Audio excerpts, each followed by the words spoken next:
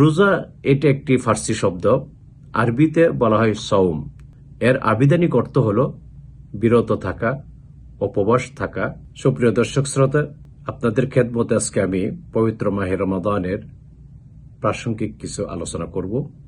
আলোচনা শুরুতেই আমরা জানি পবিত্র মাহে রমাদানের রোজা আল্লাহ সুবহানাহু ওয়া তাআলা মহাগ্রন্থ আল কোরআনের আয়াতের মাধ্যমে আমাদের উপর ফরজ করেছেন। আসুন আমরা তেলাওয়াত করি যে আয়াতের মাধ্যমে আমাদের উপর পবিত্র মাহে রমাদানের রোজা ফরজ করেছেন। আউযু বিল্লাহি মিনাশ শাইতানির রাজীম। বিসমিল্লাহির রহমানির রহিম। ইয়া আইয়ুহাল্লাযীনা আমানু কুতিবা আলাইকুমুস সিয়াম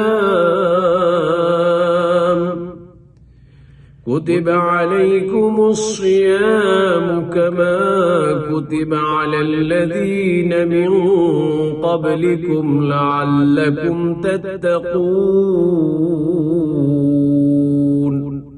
صدق الله العظيم وصدق رسول النبي الكريم ونحن على ذلك من الشاهدين والشاكرين والحمد لله رب العالمين।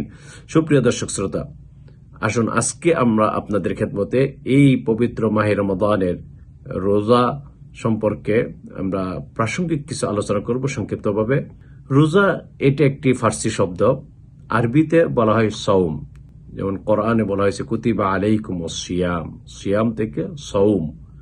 এর আবিধানিক অর্থ হল বিরত থাকা, উপবাস থাকা, আত্মসংযম করা, কঠোর সাধনা করা, অবিরাম চেষ্টা করা ইত্যাদি ইত্যাদি।